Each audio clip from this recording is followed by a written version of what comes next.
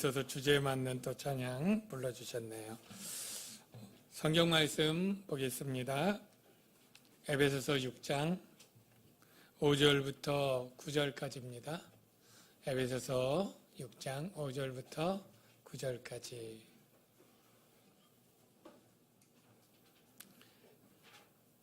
네, 우리 교독하겠습니다.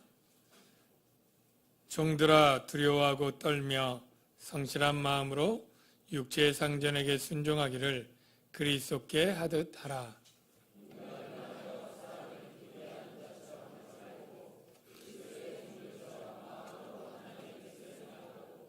기쁜 마음으로 섬기기를 주께 하듯 하고 사람들에게 하듯 하지 말라.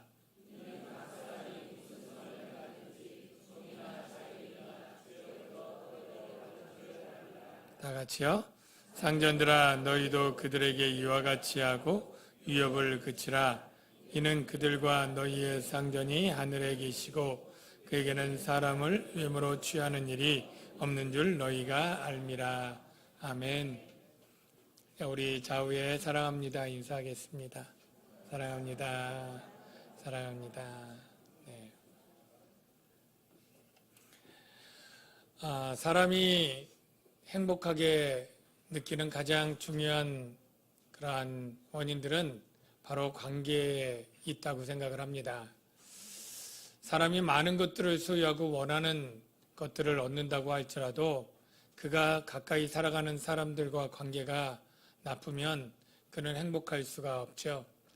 그래서 하나님은 우리가 구원받은 당신의 백성들이 행복하고 풍요로운 삶을 살기를 원하면서 이 관계들을 우리가 어떻게 할 것인지를 가르쳐 주었는데 바로 부부간에 남편과 아내들이 어떤 관계로 살아야 행복할지를 가르쳐 주었고 그 다음에 중요한 관계라고 하는 부모와 자녀들이 어떤 관계로 살아야 행복할지를 가르쳐 주었습니다.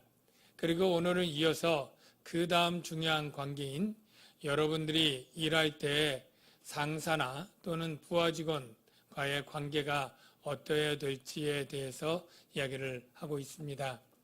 여기 계신 대부분의 모든 분들은 직장을 다니거나 아니면 남편이 직장을 다니기 때문에 다 직간접적으로 관계가 있는데 직장 생활할 때 스트레스가 많죠.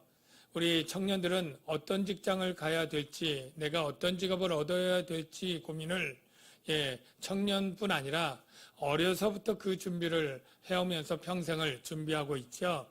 그래서 원하는 대학교, 원하는 학과, 원하는 직장이 다 또 연결되어 있어서 그 일을 찾고 하는데요. 사실은 이 직장을 원하는 데를 찾는 것도 참 어려워서 힘들어하고 실직도 많고 이직도 많지 않습니까? 여러분들이 그런 고민들을 다 경험하거나 또는 경험한 사람들을 보았을 것이에요. 그런데 실제 원하는 직장에 들어갔다고 갈등과 스트레스가 없어지는 게 아니죠. 거기 있는 사람들과의 관계에 있어서 또 굉장히 힘들어하고 고민하면서 직장을 옮길까 그만둘까 내가 그냥 사업을 할까 하는 분들도 적지 않습니다.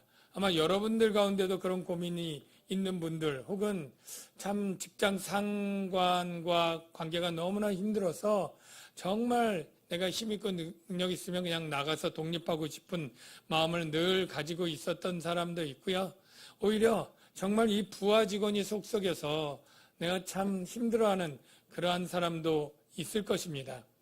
또 조그만 소상공인 주인 입장에서는 참 내가 고용한 쓰는 우리 종업원들이 내가 주는 월급만큼 도무지 일하지 않고 뺀질거리고 게을러서 정말로 속썩이는데 어디 믿을 만한 사람이 없다고 그렇게 얘기를 해요. 그래서 정말로 믿을 만하고 신뢰할 만한 그런 직원이 오기를 참 바라면서 속 끓는 주인도 있고요. 또 반대로 정말로 내가 알바하고 일하는데 이 주인이 얼마나 일만 시키려고 그냥 근로 외에도 이렇게 저렇게 그냥 일 시키고 월급도 제대로 수당도 안 주고 이렇게 하려고 하는 주인 때문에 정말 바꿔보고 싶어서 바꿨지만 역시 그 주인도 별 차이가 없고 이래서 힘들어하는 그래서 그 삶이 참 피곤하고 힘든 그러한 경우가 많지 않습니까?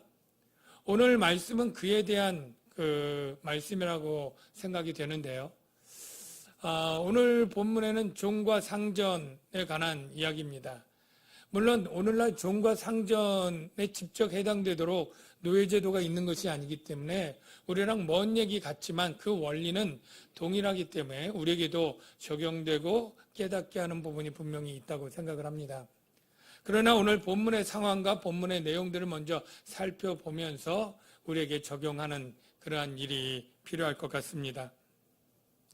먼저 이 그리스 로마 시대에는 노예제도가 있었고요. 그 로마 제국 내에 이 종들이 여러분 몇 명 정도 있었을 것 같아요?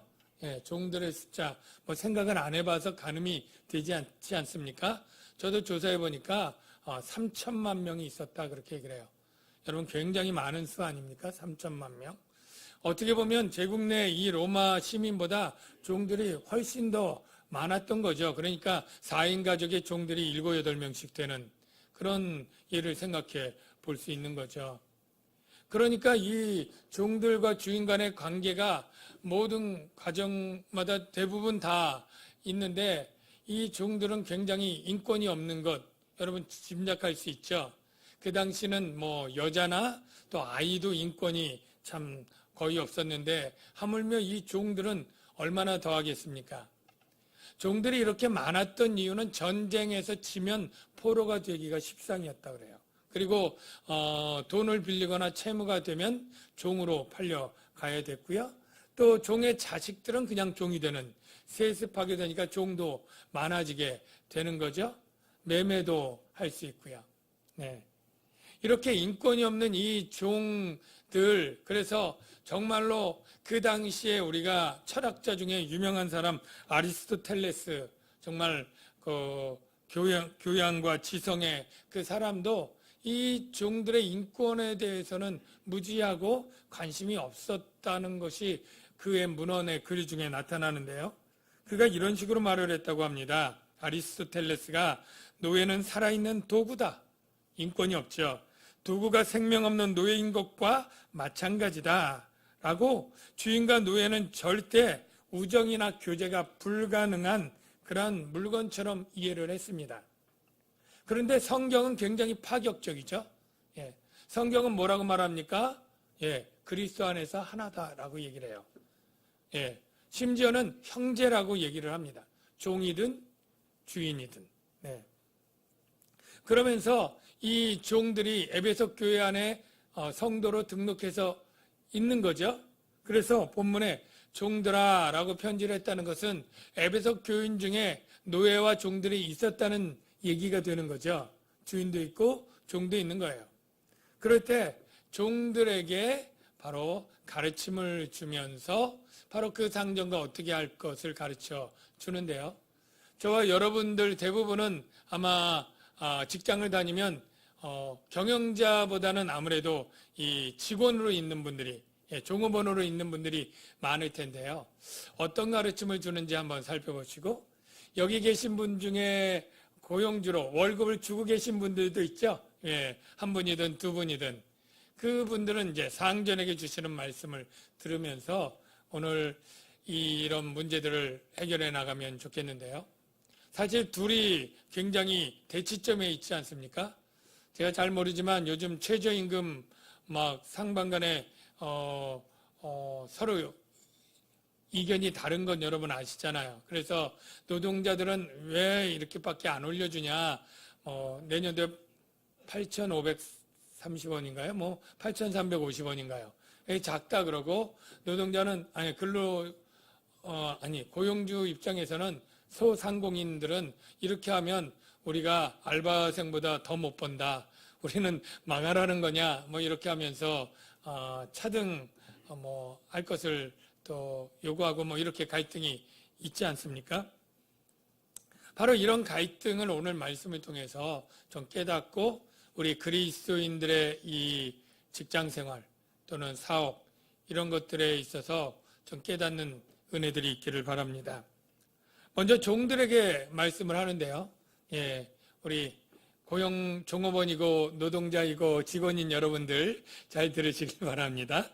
첫째, 종들아 두려워하고 떨며 성실한 마음으로 육체의 상전에게 순종하기를 그리스도께 하듯 하라.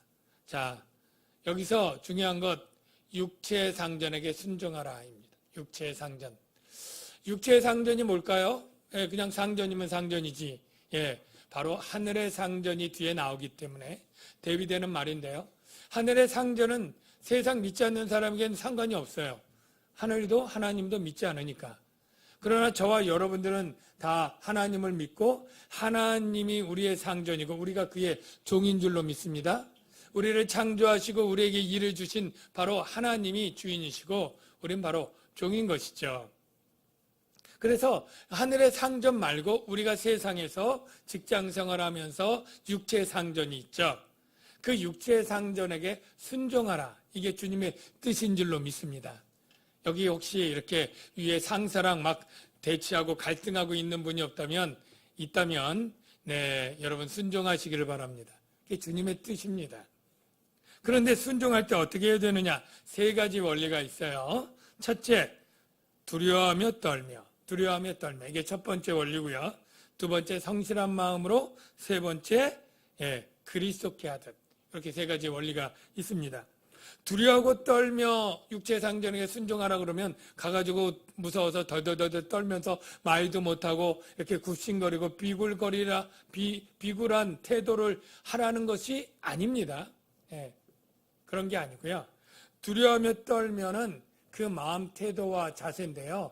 바로 이 주인 상사의 권위를 인정하고 공경하는 태도입니다. 제가 서울광역교회에 있을 때 부목사로 있는데 부목사님들이 담임 목사님하고 아주 친밀하게 의견도 얘기하고 농담도 하고 많이 해요. 아주 편하게 지내는 것 같아요. 그래도 또 목사님이 어떤 결정을 해서 딱 하면 그것에 대해서 항의하거나 이해하지 않고 잘 따라주거든요. 바로 이겁니다. 우리가 어떤 이 두려워하며가 굉장히 공포스러운 분위기로 폭군적인 사장이 그 앞에서 벌벌 정말 떨고 아무 말도 못하고 이렇게 하는 그러한 상명하복의 군대의 그런 계급 같은 게 아니라 형제처럼 동생처럼 편하게 하고 어떤 의견도 내고 농담도 하고 편하게 하지만 바로 결정권자를 인정해 주기 때문에 주인이 어떠한 얘기야 의견을 듣고 결정하면 바로 내 생각과 다르고 내 것이 더 옳아 보이고 내가 더 좋은 일 같아도 그것들을 포기하고 바로 그분의 명령과 주재권을 인정하고 따라주는 태도. 이게 바로 두려워하며 떠는 태도예요. 여러분들이 여러분의 상사들에게 바로 하나님이 그 같은 권세를 그에게 줬다는 것을 인정해야 되는 것입니다. 여러분, 여러분의 상사가 때로는 여러분보다 좀 똑똑하지 못할 수도 있고요. 고지식하고 고집 많고 그리고 아주 성격적으로도 안 좋은 그런 상사가 있을 수도 있겠죠? 대부분 다 그렇습니까? 좋은 분도 많이 있을 텐데 하여간 부하 직원들 가운데는 상사의 단점들이 그렇게 눈에 띄어서 힘들어할 수 있죠. 그러나 바로 그가 상사가 된 것은 바로 하나님이 결정해서 주신 것이다. 여러분이 이렇게 믿으시길 바랍니다. 왜냐하면 바로 로마서 13장 1절 2절에 하나님이 그렇게 가르쳐 주시는데요. 각 사람은 여러분 모두죠. 위에 있는 권세들에게 복종하라. 나라든 국가든 상관이든. 그 다음에요. 권세는 누구로부터 나요? 하나님으로부터 나지 않음이 없나니 모든 권세는 다 하나님께서 정하신 바라. 여러분이 회사에 입대했는데 대학 후배가 자기 대리 달고 있을 수 있어요. 여러분이 군대 갔는데 고등학교 동창이 이미 상병일 수도 있고요. 여러분이 대학교 들어갔는데 동기가 선배일 수도 있고요. 이렇게 해서 나를 명령하고 어떤 결정권들을 행할 위치에 있을 때 그것을 억울해하거나 분해하지 마십시오. 그렇게 모든 것을 정하신 분이 하나님이고 그 권세가 하나님에게서 받은 것이다. 여러분 그렇게 믿으시기 바랍니다. 여러분의 상관이 그가 되게 임명한 것은 사장님이 한 것이 아니라 하나님이 허락했고 그렇게 된 것이다. 여러분이 태어나 보니까 동생이었다 억울해하지 마십시오. 형을 형으로 정하신 분이 하나님이고, 여러분이 태어났을 때 아버지가 있는 것처럼 여러분들은 그 권세에 순종해야 되는 거죠. 그래서 권세를 거스리면 어떻게 되느냐? 하나님의 명을 거스리는 것과 같고 그는 하나님의 심판을 받는다. 여러분 하나님의 심판 받지 않는 삶을 사시기를 바랍니다. 어떤 분은 그러죠. 아니 내가 이렇게 더 옳은 명령이고 회사를 유익한 것이고 이렇게 좋은 제안을 했는데 위에서 묵살하고 그리고 나쁜 방법으로 해서 회사가 더 어려워지고 손해가 되도록 하면 안 되지 않습니까? 여러분 그 책임이 여러분에게 있는 것 아닙니다. 위에 있는 권세에 순종했더니 손해를 봤다. 그 손해는 그 결정권자에게 하나님이 책임을 묻습니다. 여러분에게 절대 책임이 없어요. 오히려 여러분이 그 명령을 어길 때에 오히려 그것이 좋은 결과라 할지라도 그것은 하나님의 뜻이 아닌 것입니다. 두 번째 원리가 뭐냐면 성실한 마음인데요. 성실한 마음은 그냥 우리 국어로 해석하면 참 근면 성실 이렇게 생각하는데 헬라어 원어를 보면 이런 의미가 있습니다. 순전한 마음인데 두 마음 품지 않는 거예요. 딴 마음 품지 않는 거예요. 즉 저의가 없다 이런 뜻이 더 중요한 의미입니다. 전에 우리 교회 한 10여 년 중에 어떤 남자 집사님이 교회에 왔는데요. 와서 굉장히 열심히 예배도 드리고 열심히 봉사도 하고요. 그때도 예배당 확장 공사했는데 그냥 그 먼지를 뒤집어 쓰고 그냥 직접 일도 하고 얼마나 열심인지도 몰라요. 굉장히 열심히 했는데 나중에 얼마쯤 있다 은혜 받아서 막 간증도 사고 그랬는데 얼마쯤 있다 교회를 안 나왔어요. 근데 교회만 안 나온 게 아니라 안 나오고 나중에 들리는 소문이 그분에게 돈 빌려준 사람들이 여럿이 있더라고요. 참 그게 어쩌다 보니까 그렇게 되었을 수도 있겠다 그냥 그렇게 넘어갔는데, 그리고도 또 어느 정도 몇 개월인가 1년인가 지났는데 춘천에서 어느 교회 목사님이 전화해서 그런 분 아냐고 그래서 안다고 그랬더니 그분이 지금 은행에 3천만 원 입금하러 돈 가지고 가서 지금 계속 소식이 없다고 이러면서 연락을 받은 적이 있어서 그분의 저희가 그렇게 교회에 열심히 일하고 봉사하면서 충성하고 사람들에게 칭찬받고 인정받는 저희가 있었겠다는 의심이 들더라고요.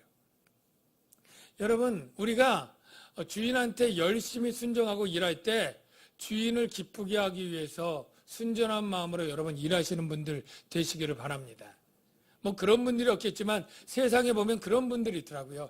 몰래 들어가서 주인의 기술 다 뺏어가 팔기도 하고 그 기술 딱 해서 그 옆집에 가게 내가지고 주인과 원수가 되는 그거는 그 주인을 위한 것이 아니라 주인에게 기술과 뭐를 뺏으려고 하는 거죠. 아예 얘기하지 않았다면. 사실 목회, 기업 윤리뿐 아니라 이제 목회에서도 그런 목회 윤리 따지고 하는데요. 부목사님이 와가지고 굉장히 막 성도들에게 살갑게 하고 열심히 하고 신방 다니고 꾸준히 다 도와준 다음에 몰래 이제 담임 목사 모르게 성도들과 해가지고 옆에 교회 개척해가지고 노회에서 막 문제가 되고 하는 일들이 종종 있습니다. 그가 충성하고 열심히 했던 게 정말 주님을 위한 것이고 그 교회를 위한 것이 아니라 어떠면 자기 개인의 어떤 욕심을 하기 위한 그런 걸로 포장된 마음, 이게 바로 성실하지 못한 마음인데요. 여러분들이 어디에서 무슨 일을 하든지 정말로 주인에게 고용되고 주인의 월급을 받고 주인을 위해 일할 때 그 마음이 정말로 주인에게 봉사하고 열심히 하는 그런 마음으로 우리 그리스도인들이 일해야 될 줄로 믿습니다. 믿으시는 분이 별로 없나 봐요. 그렇게 되기를 바랍니다. 그 다음에 끝으로 그리스도께 하듯 하라. 그리스도께 하듯. 그리스도께 하듯 하라는 그 밑에 말씀과 연관이 되는데요. 우리 6절 같이 한번 읽어볼까요? 시작. 능거림만 하여 사람을 기쁘게 하는 자처럼 하지 말고 그리스도의 종들처럼 마음으로 하나님의 뜻을 행하고 7절. 기쁜 마음으로 섬기기를 주께 하듯 하고 사람들에게 하듯 하지 말라. 네. 우리 그리스도인들의 육체 상전에게 봉사할 때 사람들에게 하듯 하는 게 있고 주께 하듯 하는 게 있어요. 사람들에게 하듯 하는 것은 사람들은요, 육체의 눈으로 보는 것만 알기 때문에 눈가림으로 하기가 쉬워요. 근데 주님은 불꽃 같은 눈으로 우리의 마음과 속과 동기까지 다 아시잖아요. 그러니까 주께 하듯 하려면 기쁜 마음으로 열심으로 해야지 겉으로만 눈가림이 통용되지도 않고요. 저와 여러분들이 일할 때 정말로 진실되게 주인에게 차라리 놀면 노는 게 보이도록 해야 되는데 정말 주인이 열심히 일하는 것처럼 착각하도록 약삭빠르게 볼 때만 일하는 이러한 일하는 것 태도는 옳지 않다라고 말합니다. 사실 우리가 이런 유혹들이 많이 있죠. 우리 사람들은. 여러분 아니라고 하는 분들에게 한번 물을게요. 여러분 고속도로 운전해 본 적 있죠? 시속 100km로 달려야 되는데 언제만 주로 달립니까? 카메라가 볼 때. 과속 카메라 구간에만 100km 모범 운전자인 척. 그리고 그 외에는 막 120, 130 막 받고 다시 또 카메라가 보이면 100km. 이게 우리들 마음이에요. 그러니까 우리가 주인들 있을 때는 열심히 너무 티나게 그렇게 하고 주인 없을 땐 반대로 막 속된 말로 농땡이처럼 그렇게 하는 그러한 직원이 있다면 이것은 옳지 않습니다. 그런데 세상은 그냥 예를 들어서 글장 90점으로 일하는 직원들 그냥 늘 90점짜리로 그냥 잘하는 거죠. 90점이면 잘하는 이런 직원들보다 주인 안 볼 때는 막 50점으로 농땡이 치다가 주인만 보면 120점으로 막 자기 야근하고 막 늦게까지 하고 자기 헌신하면서 이런 사람이 더 출세하고 승진하는 경향이 부조리한 세상 가운데 많이 있는 거예요. 그래서 시편에 보면 어떤 사람이 시험 들었다고 고백을 하는데 내가 시험 들은 게 뭐냐면 악인이 형통했기 때문에 나는 시험을 들었다. 그런 고백을 하는 게 참 마음에 와닿아요. 여러분 시편 73편 2절 3절이 어떤 사람이 자기 동료든 뭐든 그가 잘 되는 것 때문에 너무나 시험 들은 거예요. 그래서 나는 시험 들어서 거의 넘어질 뻔하였고 나의 걸음이 미끄러질 뻔하였다. 시쪽할 뻔했다는 거죠. 왜 그러냐면 내가 악인의 형통함을 보고 오만한 자를 질투하였다. 악인이 잘 되는 거예요. 그들은 죽을 때에도 고통이 없고 그 다음에 그 힘이 강건하고 사람들이 당하는 고난이 그들에게 없고 사람들이 당하는 재앙도 그들에게 없기 때문에 그렇게 속상하고 그들의 교만이 그들의 목걸이요 강포가 그들의 옷이며 볼지어다 이들은 악인들이어도 항상 평안하고 재물도 더욱 불어나도다. 다는 아니겠지만 여러분이 같이 직장 생활해 보면 정말 사장 없을 땐 사장욕 제일 많이 해요. 그런데 사장 앞에서는 제일 그냥 충성된 직원처럼 하는 소수의 사람들이 있는 거예요. 그런데 누가 더 인정받아요? 그 사람이 또 인정은 또 받아요.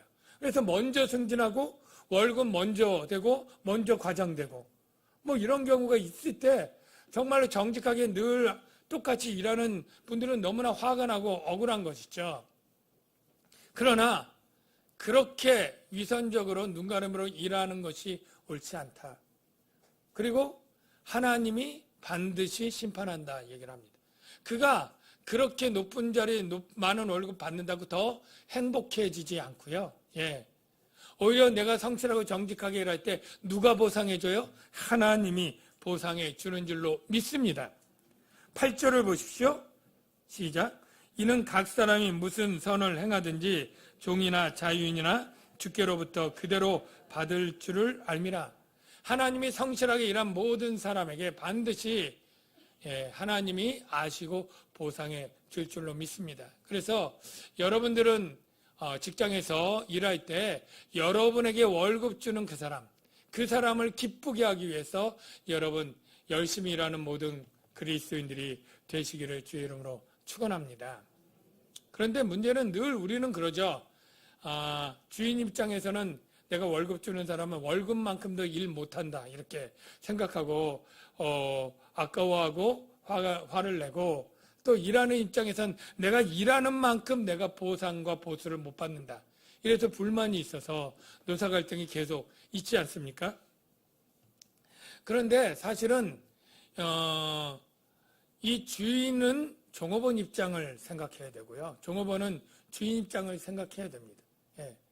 주인은 이 일꾼들이 일을 왜 월급 받고 일을 이렇게 조금밖에 게으르게 잘 못하느냐가 아니라 그를 고용하면서 어떻게 얘기하냐면 바로 나도 위에 상전이 있는데, 우리 예수 믿는 사람은 상전이 있잖아요. 하나님이잖아요. 하나님이 나를 세상의 종으로 보내고 내게 일을 시키고 내가 일할 때 하나님이 나를 보상하실 텐데, 하나님은 후히 나를 대우하시고 나를 존경해 주시기를 여러분 다 바라지 않습니까? 나는 상전에게 인격적으로 존중받고 후한 대접을 받고 싶다면 나도 내 밑에 있는 사람을 후하게, 그리고 참 기쁘고 행복하게 일할 수 있도록 대우해 주는 것이 맞다는 거예요. 우리가 주님을 섬기는 자라면. 반대로 여러분들이 직장에서 일할 때는 내 권리가 있는데 이런 것들을 생각하지 말고, 주인이 참 어려운 일에 자본금 끌어가지고 회사 차리고 가게 차리고 나를 고용했을 때 기대할 때 내가 정말로 열심히 일해서 주인이 이 정말로 투자한 이 이윤도 챙기고 정말 주인이 기쁘게 이 사업을 할 수 있도록 하는 마음으로 일하는 그리스도인들, 그런 종업원이 돼야 맞다는 거예요. 전에 제 이제 동기 목사님들 모임이 제가 몇 개월 만에 있는데, 한 목사님 오래간만이 아니라 거의 졸업하고 처음 본 목사님, 동기 목사님을 만난 적이 있어요. 그런데 그 목사님이 얼마 전에 이제 청빙을 받아서 담임 목사가 된 거예요. 근데 그 교회가 한 500명 되는 굉장히 규모 있는 교회거든요. 그러면 사실은 이 목사님들도 이 취업난이 있어서 담임 목사로 청빙받는 것은 하늘의 별따기입니다. 50명 정도 자립한 교회 담임 목사 청빙 권고하면 한 100명 정도 목사님 오는데, 그 목사님들이 다 학벌도 좋고 외국 유학 갔다 온 박사 이런 출신도 20, 30% 이상 되거든요. 그러면 500명 정도 되는 교회는 훨씬 더 많은 인재들이, 인텔리들이 막 이렇게 하는 거예요. 근데 그 목사님은 신대원 졸업하고 더 공부한 것도 없어요. 예. 그런데 거기 이제 청빙을 받아서 비결이 뭐냐고, 어떻게 그렇게 담임 목사로 청빙이 됐냐고 물어봤더니 자기가 거기 부목사로 거기 한 7, 8년, 10년 전에 7, 8년 있었다는 거예요. 그러니까 부목사 때 참 잘한 거죠. 그러니까 그러면 어떻게 뭘 잘했느냐고. 예, 그러니까 그분이 하는 얘기가, 잘은 모르지만 그때 이제 교구별로 신방을 시켰는데 그 목사님이 얼마나 그 신방을 많이 시켰는지 하루에 8가정씩 음으로 신방을 하라고 했대요. 하루에 8가정? 예. 우리는 일주일에도 못할 만한 양인데, 하여간 교구별로 그렇게 신방을 시키니까 사실 신방하는 게 어렵습니다. 왜냐하면 의욕이 없는 게 아니라 시간들을 못 맞춰요.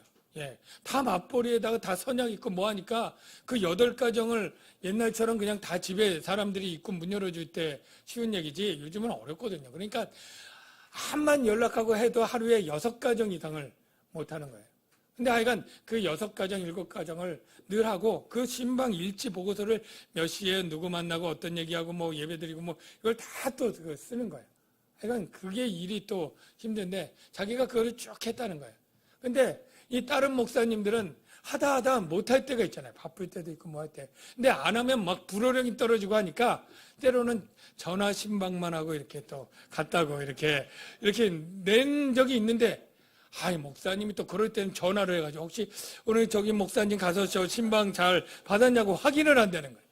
그래가지고 걸리면 교육자회의 때 그냥 또 난리가 나고 인격적으로 목사가 거짓말을 해서 그래가지고 막 이렇게 불효령이 나는데, 자기는 하여간 몇 년 동안은 그걸 잘 문제없이 했기 때문에 그걸 이제 인정받아서 자기가 된 것 같다, 이런 얘기를 해요. 근데 제가 그 목사님 참 훌륭하다 이런 얘기를 하면서 생각은 자꾸 그때 누군지 몰라도 야단 맞은 그 부목사들이 굉장히 마음에 떠오르는 거예요. 얼마나 힘들었을까. 저는 그 교회 부목사였으면 야단 맞는 쪽에 있지 분명히 칭찬받는 쪽 아니었을 것 같아요. 저도. 예. 그러니까 제가 뭘 생각하냐면 그 부목사가 잘해서 담임 목사가 되었다 보상을 받았다 이 얘기를 하는 게 아니라 그 담임 목사가 너무 무리하게 부교육자를 다룬다 이런 생각이 들어요. 여기 분명히 종들에게만 줄 뿐 아니라 상전들아 너희도 그들에게 이와 같이 하고 위협을 그치라. 사실 여러분도 뭐 아시는 분 알겠지만 가장 이 고용 이 상황이 나쁜 게 이 교회 부교육자들이에요. 다 비정규직입니다. 예, 사실은 담임 목사 외에는 다 비정규직이에요. 매년 뭐 파트나 협력은 뭐 말할 것도 없고 전임도 1년 못 채우고 담임 목사가 자르면 몇 개월 만에 잘리기도 하고 뭐 이런 상황인 거죠. 그러니까 이 부교육자들이 담임 목사 눈치들을 굉장히 많이 볼 수밖에 없는데 이렇게 무리하게 일을 시키고 그거를 못했다고 인격적으로 야단을 치고 불효령을 치는 것은 그 부교육자들은 내가 빨리 좋은 교회 있으면 떠나고 싶은 마음으로 억지로 붙어 있지 않았을까 하는 생각이 드는 거예요. 여기 상전들아 너희도 그들에게 이와 같이 하고 위협을 끼치라. 예. 우리가 그 어떤 상사들이 힘을 입고 있을 때 꼭 그런 생각을 해야 됩니다. 내가 그 교회 직원이라면 여기서 행복하게 일할까? 예. 그래서 내가 다니고 싶은 회사에 다니는 때 일의 능률하고 내가 정말 목구멍이 포도청이라 진짜 다니지 내가 기회만 있으면 다른 좋은 회사 있으면 옮겨간다. 내가 좋은 교회 있으면 옮겨간다. 이러면서 일하면서 정말로 헌신적이고 사랑으로 일할 수 있겠어요? 예, 그게 안 되는 거죠.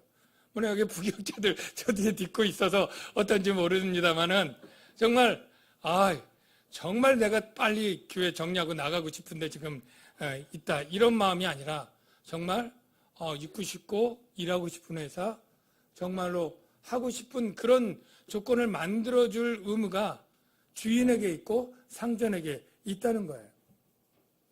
물론 여건상 작은 교회들, 작은 회사들이 해주고 싶어도 못해주는 교회, 못해주는 회사도 많겠죠. 대부분 그럴 거예요. 그런데 어떤 데는 여건이 나아졌음에도 아예 인식 자체가 종업원들은 이 정도면 돼. 자기는 뭐 연봉이 수천, 수억 이렇게 해도 종업원 정말로 작게. 또 제가 말하기 조심스럽지만 뭐 부교육자의 월급에 뭐 10배, 뭐 5배 이상 받으면서 부교육자들은 교회가 나아져도 전혀 처우 개선이 안 되는 그런 아예 인식 자체를 그렇게 하고 부교육자는 힘들게 해야 된다. 이런 담임 목사들 세계 가운데 그런 말도 있어요. 쉽게 풀어주면 안 된다. 저는 뭐 동의하지 않고요. 부족하지 않지만은 행복해야 부교육자도 행복해야 행복한 것이 성도들에게 전달이 되고 건강할 때 건강한 젖이 나오는 그 양들처럼 그런 것들이 필요한 것이죠. 여러분들 가운데도 고용주가 있고 사장님이 계시고 월급 주는 사람들이 있을 때 그리스도인들은 뭐라고 얘기하느냐면 나도 위에 상전이 있고 위에 상전이 하나님께 보상받고 인정받고 싶은 마음이 있다면 당신도 당신의 부하 직원에게 그렇게 하라. 이것입니다. 그것은 당신이 판단하고 평가하는 주님이 있기 때문이 아니라 바로 그리스도 안에서 우리는 동일하게 형제이기 때문에 내가 사랑하는 형제라면 그렇게 해선 안 되지 않겠습니까? 여러분들 가운데 혹시 회사에서 직장 때문에 갈등하고 힘들어하는 부분 있는 분들이 오늘 말씀을 통해 어느 정도 치유되고 회복되고 개선되기를 주의 이름으로 축원합니다.